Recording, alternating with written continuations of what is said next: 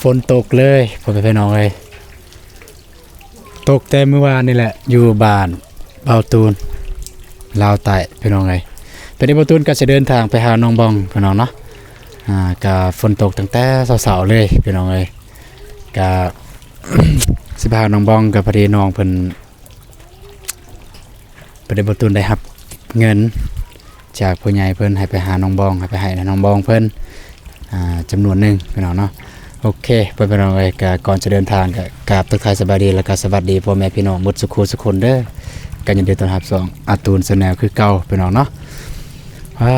ฝนตกเลยพี่น้องเลยไม่แต่บาตูนก็สินุ่งเสื้อกันฝนก่อนพี่น้องตอนนี้บาตูนอยู่เฮือนจะไปหาน้องเพิ่นเลยหาบอลตังกองก่อนโอเคนุ่งเสื้อก่อนพี่น้องเลยนุ่งเสื้อกันฝนก่อน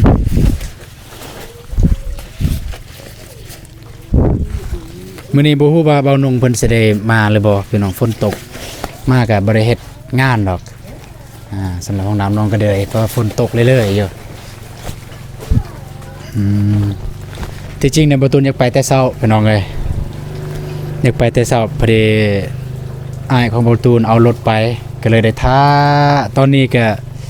มันสวยแห้งแล้วพี่น้องเอ้ยน่าจะเป็น12 โมงแล้วตอนนี้บอกก็บ่ายโมงแล้วรอท่าทางอ้ายของบอตูนมาแต่จักเพิ่นไปไสนี่คันเดียวญาติกันขี่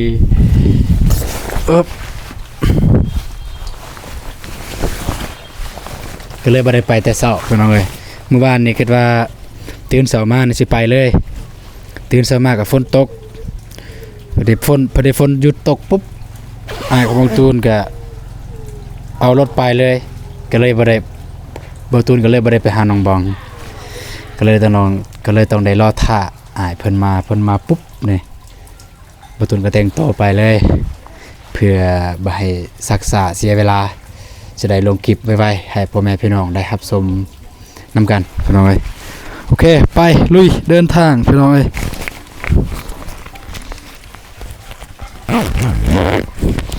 ไปพร้อมแล้วพี่น้องพร้อมแล้ว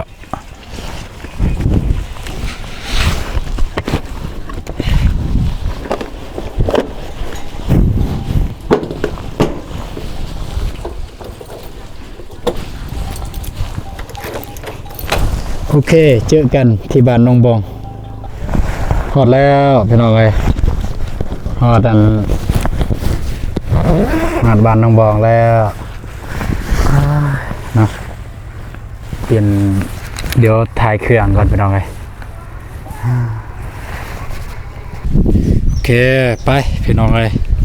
ไปหาน้องบองกันเลยพี่น้องเนาะพายุอีกลมอีกหนาวกันหนาวพี่น้องเอ้ยนี่มืดไปฝนตกพี่น้องเอ้ยคันสบายดีเด้อสบายดีน้องบองอยู่บ่ฮะน้องบองบิชเยอะบรรยากาศแบบนี้ก็เหมาะสำหรับในการนอนและพี่น้องเลยเนาะเนี่ย ฝนตกเลยพี่น้องเลยฝ่ามืดครึ้มไปพี่น้องเลยไปหาน้องบองเพิ่นแล้วก็สิได้ นั่งลมก่อนจักหน่อยพี่น้องเนาะก่อนที่จะสิได้กลับมือเฮือนเพราะว่าประตูนลงคลิปเนี่ยมันลงคลิปอยู่เฮือนพี่น้องเลยอยู่บ้านเนี่ยสัญญาณบ่อยากแห้งปานใด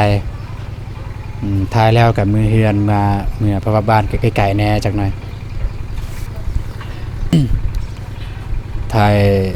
เดี๋ยวจักหน่อยถ่ายแล้วก็บางเทื่อก็สิได้เมื่อแล้วก็สิได้มาอีกพี่น้องมีเวียกน้อยนึงอยู่บ้านนี่ก็สิเอาเงินมาให้พอดี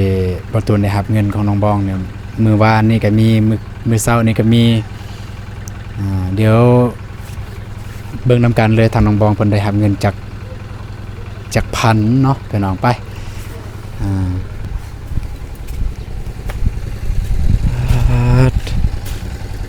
บ่มีคนอยู่เฮือนที่บ่เห็นแม่ อยู่เมื่อกี้นี่เพิ่นว่าบิ๊กสบายดีเด้อแม่เด้อโอ้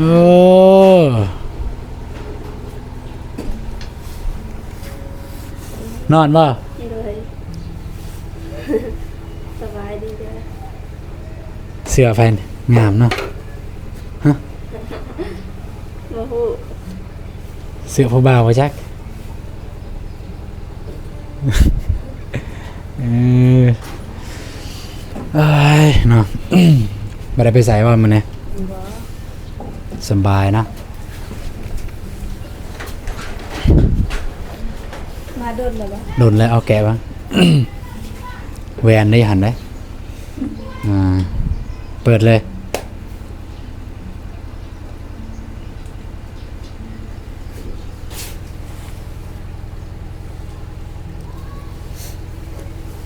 อ้าว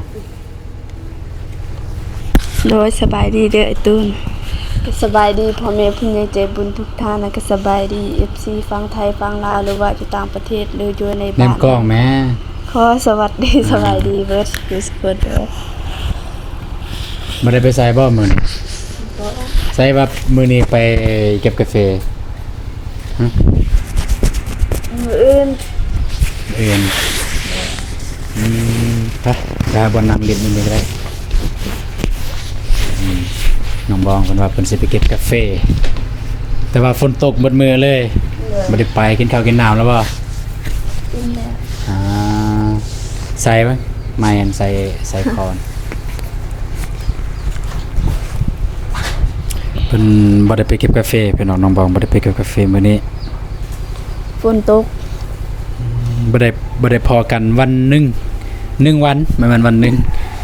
ตั้งกล้องก่อนไปลองไงโอเคเรียบร้อยตั้งกล้องเรียบร้อยไว้บนนี้ก่อนโอเคไม่อยากเห็นบันไดนะ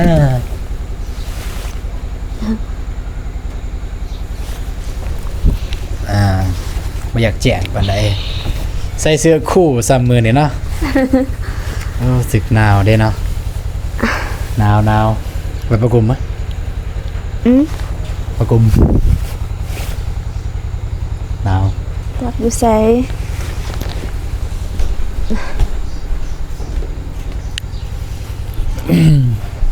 บ่ได้มามื้อหนึงพี่น้องเอ้ยเห็นน้องบอง เมื่อวานเนี่ยโอ้เมื่อยเมื่อวานเนี่ยรู้สึกว่าเมื่อยแห้งจักเป็นอย่างเมื่อยขี้ข้านสิลุกไปใส่เลยพี่น้องเอ้ยสิลุกสิย่างก็ขี้ข้าน แม้แต่สิเข้าห้องน้ำก็ขี้ข้านบ่คุมสัวพี่น้องเอ้ยคุมสัวนี่สิเข้าห้องน้ำก็ขี้ข้านเอ้ยเนาะโอเคพี่น้องเนาะกำแต่รอทาน้องบองเพิ่นไปใส่นะเดี๋ยวเพิ่นมาแล้วสิได้ลมพี่น้องเนาะ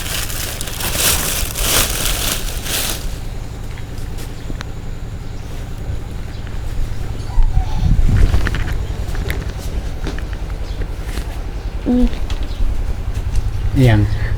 โอ้คือหูใจแต่เนาะ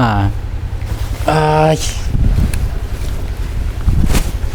หูใจเนาะหูใจว่าโอ้หนาวอีหลีพี่น้องเอ้ยบ่ตุ่มนำกันบ่บ่ตุ่มนำกันบ่ บ่เป็นหยัง ดีให้แขกตุ่ม กินข้าวแล้วบ่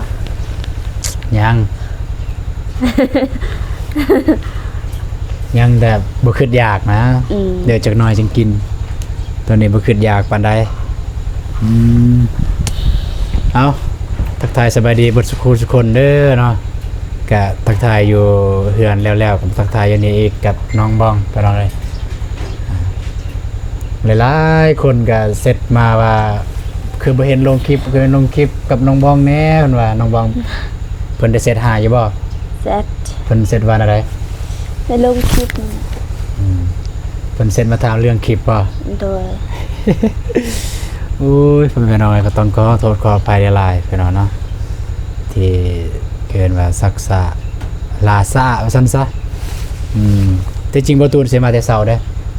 สิมาแต่เช้าๆแต่ว่าคือว่าแหละไปหน่อย รถเท่าใส่คันเดียวอยู่ในเฮือนผู้หนึงเอาไปผู้หนึงต้องท่าบ่ตูนก็นั่งนอน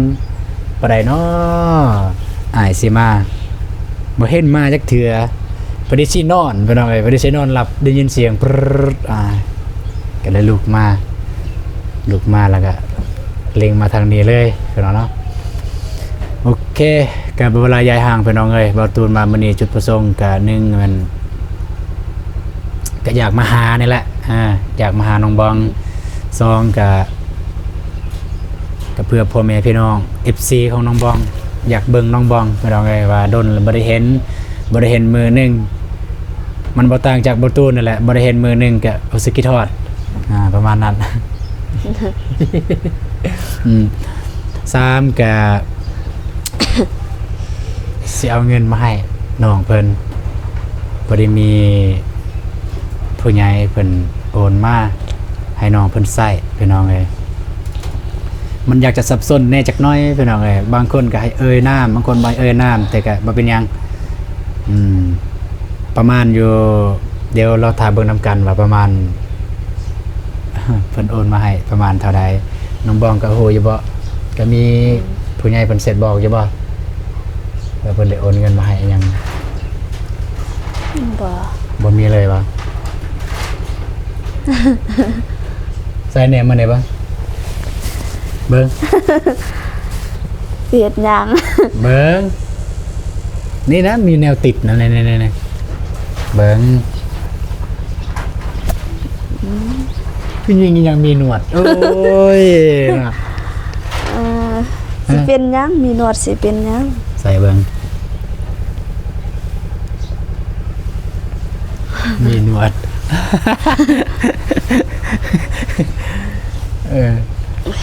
จังนั้นก็ยาวสำเบาตูนนั่นแหละจังได๋ บ่เคยเห็นบ่ เคยแต่ละเทื่อเบิ่งก็ อยากรู้ว่าอยู่ เจ้าเนี่ยสมมุติเจ้าได้ผัวแล้วมีลูกเนี่ยลูกแล้วนั่นมีหนวดแน่นอนหนวดเต็มเลยละ เอาเพิ่นบ่เป็นน้องเอ้ยกับบรรยากาศหนาวๆจังซี่เหมาะกับการทัดอยู่เฮือนก็เหมาะกับการนอนปิงไฟอยู่บ้านนอกบ้านนาเฮากับปิงไฟนี่แหละถ้าอยู่ในเมืองก็เหมาะกับการนอนนอนอยู่บ้านพักหรือว่าอยู่ห้องอุ่นๆแบบว่า อุ่นๆแบบเสื้อปูนิ่มๆสินอนแล้วก็เล่นโทรศัพท์เบิ่งคลิปเบิ่งหยังก็ว่ากันไปครับแต่ว่าบรรยากาศอยู่บ้านนอกเฮาก็หนาวๆจังซี่ปิงไฟบ่ซั่นก็ส่วนหลายก็อยู่หัวอยู่ส่วนดังไฟก็อยู่หัวอยู่ส่วนพุ่นละคือยามนี้ก็ ยามเก็บกู้บ่ว่าแต่ข้าวบ่ว่าแต่กาแฟแต่ว่าก็ฝนตกมาจังซี่พายุมาจังซี่เนี่ยโอ้มันก็มีความลำบากแน่จักหน่อยพี่น้องเนาะเก็บแล้วบ่กาแฟพวกน้องสุกแล้วได้ซำนี่ ยังบ่ทันฮู้ บ่ว่าบ่ได้ไปเลย บ่ได้ไปเลย อืม มื้อนี้ว่าสิไปอยู่แต่ว่าฝนตกมื้ออื่นยังบ่ทันฮู้แต่ว่ามื้อฮื้อก็เฮ็ดเวียกซุนุม เฮ็ดเวียกซุนุม2มื้อแล้วก็พัก2มื้อประมาณนี้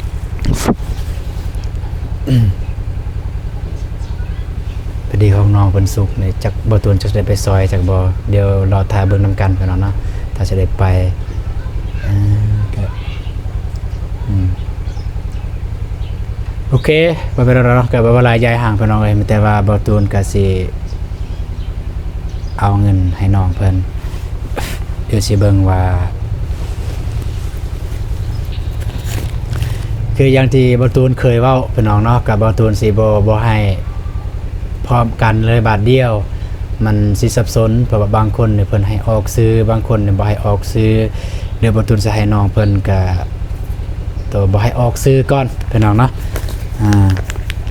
ตัวบ่ให้ออกซื้อก่อนสิให้น้องเพิ่น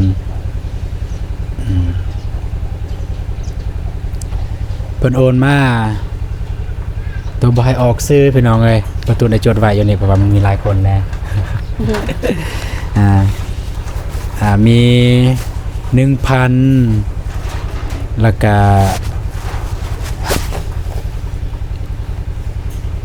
1,000 บาทให้น้องบองใช้อันนี้บ่ให้ซื้อ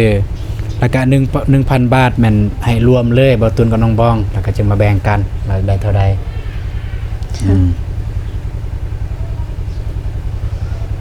ไปที่600เนี่ยเพิ่นให้บ่ตุนตุนน้ำมันแล้วก็คนละคนพี่น้องเดี๋ยวสิให้ของน้องบองเพิ่นเลยพี่น้องนะมันจะถึกอยู่ 2,000 นี่ 1,000 เป็นของน้องบองอีก 1,000 นี่มันเพิ่นให้รวมเดี๋ยวบ่ตุนก็สิไล่เบิ่งว่ามันถึกเท่าใดพี่น้องเพราะว่าเลทมื้อนี้เลทลงแล้ว650เดี๋ยวสิเบิ่งก่อนว่ามันถึกเท่าใดของน้องเพิ่น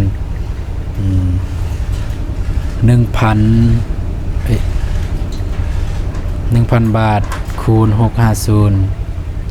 650,000พอดีหาร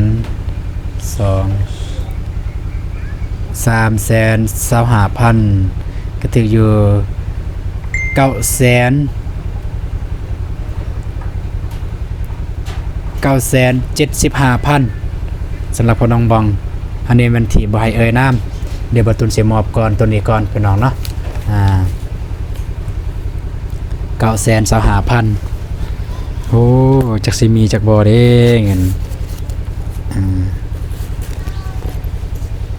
925,000บ่ฮอดล้าน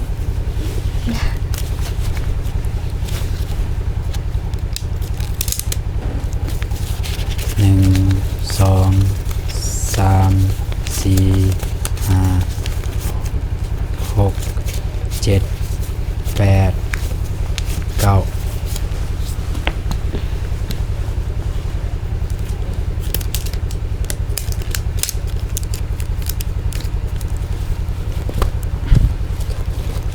9975,000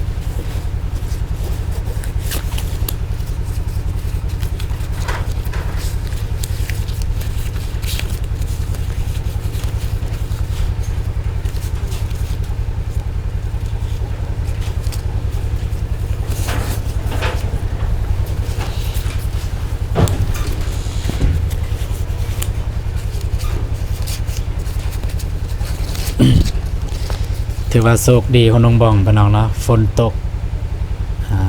สำหรับเฮาบ่ได้เงินแต่ฝนตกสำหรับน้องได้เงินแบ่งกันเด้อตื่นน้ำมูกน้ำมันเด้อ โดย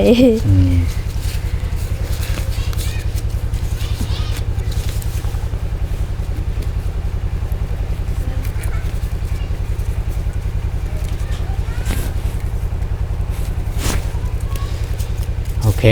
สำหรับอยู่นี่เนี่ยมัน2เจ้าแล้วเด้อพี่น้องเอ้ยเจ้านึงเนี่ยมันให้น้องบอง 1,000 อีกเจ้านึงมันโอนมา1,000แล้วก็ให้น้องบองกับบ่ตูนใส่นำกันก็คือแบ่งกันคนละครึ่งประเดี๋ยวบ่ตูนก็แบ่งมาทีเรียบร้อยแล้วก็คืออยู่นี่เนาะเอา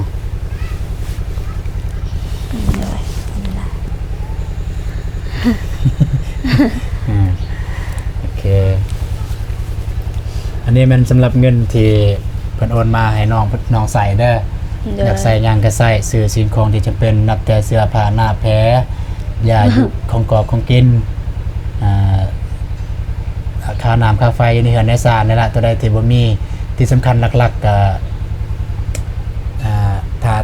ถ้าเป็นอ้ายเด้อเพราะว่า FC หลายๆคนเพิ่นคอมเมนต์อยู่ในคอมเมนต์เพิ่นว่าตาน้องบองมีเงินอยากให้น้องบองขยายไฟเพิ่นว่าขยายไฟอยู่นี่อยากให้มันมืดนี่นะเบิ่งนี่เดี๋ยวนี้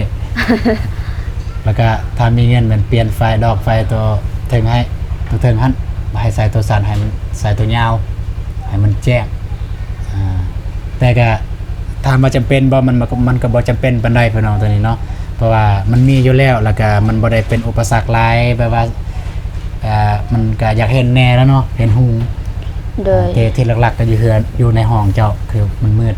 เปลี่ยนดอกใหม่ได้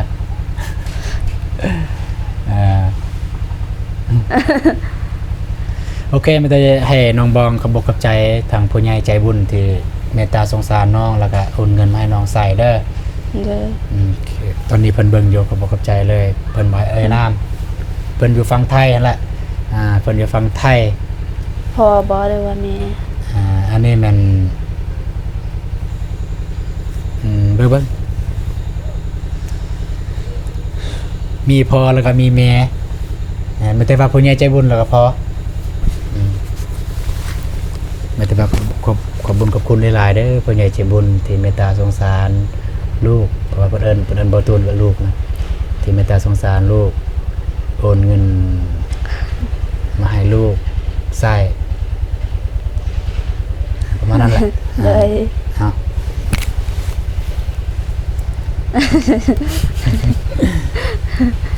โดยลูกขอขอบคุณพ่อกับแม่ฟังไทยหลายๆเด้อที่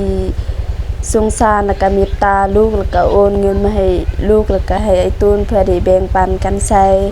ก็ขอให้พ่อกับแม่จงอยู่เย็นเป็นสุขขอให้สุขกายสุขใจขอให้สุขภาพแข็งแรงเด้อแล้วก็ขอให้อายุมันคนยืนบ่เจ็บบ่จนหรือว่าเฮ็ดธุรกิจอันใดก็ขอให้ประสบผลสำเร็จในหน้าที่การงานหรือว่าไปใส่มาใส่หรือว่าการขับขี่อีหยังก็ขอให้ไปฮอดปลอดภัยเด้อสาธุ สาธุ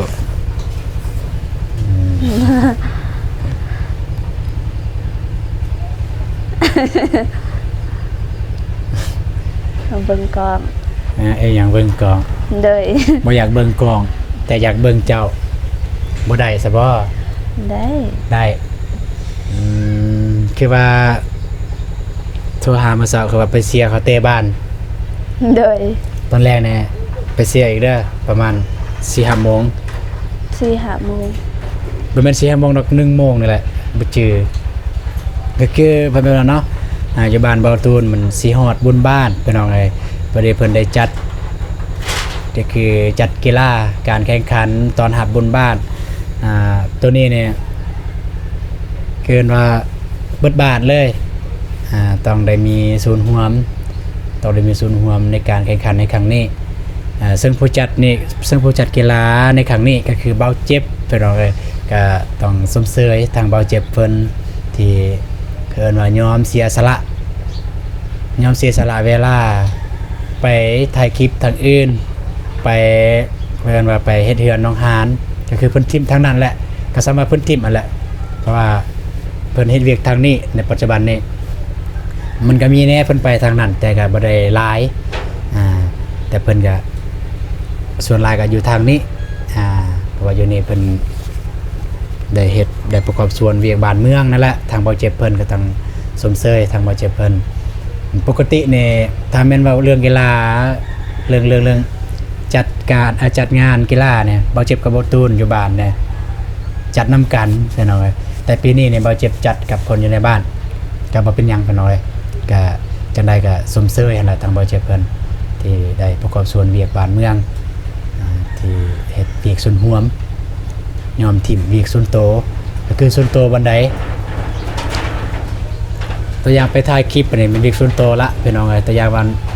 เพิ่นมีรายได้เด้เพิ่นมันก็เข้าใส่เพิ่นมันบ่ได้เข้าส่วนรวมแต่อันนี้เพิ่นเฮ็ดเวียกส่วนรวมทั้งที่เพิ่นบ่มีรายได้หยังเลยไปเฮ็ดเวียกส่วนรวมเพิ่นจะบ่ได้รายได้จากส่วนรวมนั้นได้แต่คำสมเสยนี่แหละพี่น้องเอ้ยบ่ตูนก็สมเสยทางบ่เจ็บเพิ่น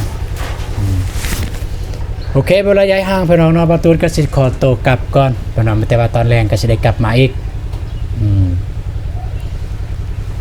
ตอนแรกจะได้กลับมาอีกเด้อ เด้อ เพราะว่าจักหน้อยในทาง FC ว่าบอตูนลินโต คือบ่ให้บัตรเดียวเลยคือบอตูนบอกเมื่อกี้นี่แหละปกติบอตูนให้เงินเนี่ยจะให้แบบว่าคนละคลิปแต่ยังว่าผู้ใหญ่เพิ่นโอนมาซ้ำนี้เพิ่นให้ผู้นี้ให้ผู้นั้นบอตูนก็ให้คนละคลิปแต่อยากไปให้น้องบ้องก็คลิปนึงเพื่อว่าบ่สับสนไปให้น้องแต่อย่างน้องกระเดยอีกคลิปนึงอันนี้ก็คือกันเพิ่นโอนมาให้น้องบ้องเนี่ยบางคนเนี่ยเพิ่นออกซื้อบางคนเพิ่นบ่ออกซื้อก็เลยคิดว่าเอ้ากะเวลาเฮาก็ยังมีอยู่นะก็บ่ได้เจาะปานนั้นเฮ็ดเป็น2คลิปเลยคิดว่าบ่ตูนคิดว่าแบบนั้นแต่ แต่ทางผู้ชมทาง FC สิคิดว่าแนวใดก็อย่าลืมแนะนำเบิ่งว่าบ่ตูนเฮ็ดแบบนี้ถูกหรือบ่หรือว่าผิดก็บ่ตูนก็สิปรับปรุงเติมไปเนาะโอเคได้สิกลับก่อนได้ กลับไว้แท้ จังมาก็สิมา ไปบ้านบ่ บ่ ไปหาน้องก็เด้อบ่ บ่ว่าสิไปเช็คห่างกายสิไปห้องหมอไปเช็คห่างกาย บ่สบายบ่ หน่อยหนึงแบบ เจ็บหัวรู้สึกว่าเจ็บหัว เจ็บหัวแล้วก็เมื่อย โดย ว่าสิไปเช็คเบิ่งห่างกายเนี่ยเป็นอะไรอยู่ทางห้องหมอเพิ่นจะว่าจังไดแม้แต่ว่าตอนแรกบ่ตูนสิแจ้งว่าเป็นอะไรถ้าบ่ตูนได้ไปถ้าบ่ได้ไปก็สิแจ้งได้ไปก็สิแจ้งพี่น้องเอ้ย มันฝนตกนะมันก็ยากแน่ก็มันแต่ว่าจังซั่นแล้วได้อาจก็สิได้กลับก่อนได้ โดยขอสบายๆเด้อ เลยขอบใจหลายๆขอบบุกขอบคุณหลายๆเด้อแล้วก็ ได้ ขอบใจหลายๆเด้อที่เฮ็ดให้อายมีผู้ติดตามฮอด 20,000 คนน้องฮู้บ่ว่าผู้ติดตามมันส่วนหลายก็ FC น้องเด้อมัน FC อายบ่มี FC ดอกถ้าสิมีประมาณฮอดบ่ 5% ที่จริง FC เบาตูนนี่มันแต่ไอ้นอกเบาตูนเองนั่นแหละอยู่เรือนนะเบิดนั่นแหละสำนันคิดว่านะคนที่มักเบาตูนกายนั่นคนที่เบิ่งเลยเขามักย้อนน้องบองย้อนน้องกระเดยน้องหานน้องสลีน้องเดิมเอ้าบ่ว่ากันพี่น้องจะเป็นอะไรก็ตามแต่ผู้ใดอยากให้ไปหาผู้ใดก็อย่าลืมอย่าลืมคอมเมนต์อยากให้ไปหาน้องสลีน้องเดิมน้องหานน้องอีหยังก็แล้วแต่น้องก็สิได้ไปได้หมดขอแต่มีเวลาโอเคกลับก่อนได้ โดย โอเคพี่น้องเอ้ยก่อนสิกลับก็ต้องขอกำบอกกับใจหลายเด้อท่านผู้ใหญ่ใจบุญที่ให้เบาตูนแล้วก็เสื้อเนื้อไว้เนื้อเสื้อใจเบาตูนเป็นสะพานบุญในครั้งนี้สำหรับเงินที่ฝากมาก็เอามาให้น้องบอไปที่เรียบร้อยแล้วเนาะแล้วก็ขอบคุณที่ให้เบาตูนตื่นน้ำมูกน้ำมันบ่ว่าแต่ให้รวมกับน้องบองแล้วว่าให้ส่วนโตวก็คือตัว600 บาทเพิ่นให้เบาตูนตื่นน้ำมูกน้ำมันพี่น้องกันเนาะจะได้ก็ขอให้พ่อใหญ่ใจบุญและทุกท่านจงอยู่เย็นเป็นสุขกายสุขใจสุขภาพแข็งแรงเด้อปรารถนาสิ่งใดขอได้สิ่งนั้นฝนตกแนวนี้ก็รักษาโตวนะเด้อบ่ให้ออกไปไสก็ขอให้ระมัดระวังในการเดินทางอากาศเปลี่ยนก็สุขภาพอยากจะเปลี่ยนแน่ก็จังใดก็สิขอลาอยู่บ่นี้เลยพี่น้องกันเนาะสบายดีเด้อ โดย ไปสิได้กลับแล้วเด้อ โดยเดินทางปลอดภัยเด้อ โดยสิได้สิมาอีกพี่น้อง โดย มาได้หน่อยบางทีสิมากินข้าวกินน้ำ โดย คือข้าวน้องย่างบ่ ยัง ย่างอยู่บ่ โดย คันบอแล้วสิซื้อมาให้ ก็คือสิได้บอกอยู่บนนี้เลยพ่อแม่น้องเนาะก็ทางบ่ตูนก็ได้รับเงินจากพ่อใหญ่เพิ่นให้บ่ตูนซื้อข้าวให้น้องบ้องจำนวน3กระสอบ แต่ว่าบ่ตูนก็ถามน้องๆเพิ่นก็เพิ่นว่าย่างเดี๋ยวถ้ามื้อใดเบิดบอกเด้ออาจสิซื้อให้เด้อ โดย แต่ว่าโดนแล้วเพิ่นโอนให้ทางพ่อใหญ่เพิ่นโดนแล้วเพิ่นโอนให้แต่ก็ยานเพิ่นสิเบิ่งว่ามื้อใดเนาะบ่ตูนซื้อให้แต่ก็ได้ล้มน้ำเพิ่นแล้วว่าข้าวน้องเนี่ยข้าวน้องบองหันยังถ้าข้าวน้องเพิ่นเบิดบ่ตูนสิซื้อให้เลยเพิ่นก็ว่าแล้วแต่ลูกเลยเพิ่นว่าแล้วแต่ลูกสะดวกเลยเพิ่นว่าโอเค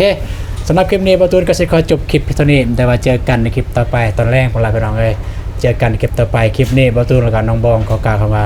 สบายดีเด้อไปแล้วพี่น้องเอ้ยเนาะ